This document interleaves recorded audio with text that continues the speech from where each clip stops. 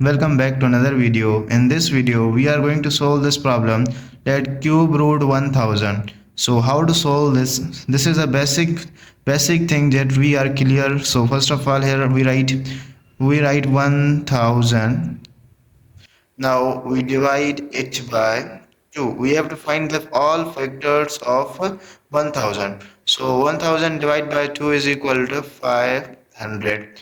Now again 500 is divided by 2. So 500 divided by 2 is equal to 250. So now 250 again divided by 2 is equal to 125.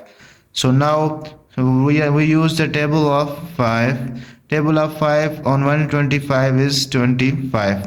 Now again 5 5. So now 5 1. So now we see that our factors are 2 3 times 2 and 3 times 5. So we write this as 2 cube multiplied by 5 cube, and we write this as is cube root because the factors of 1000 are this.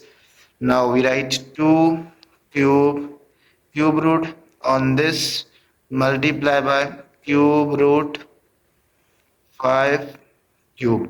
So cube and cube root cancel. Cube and cube root cancel. 2 multiplied by 5.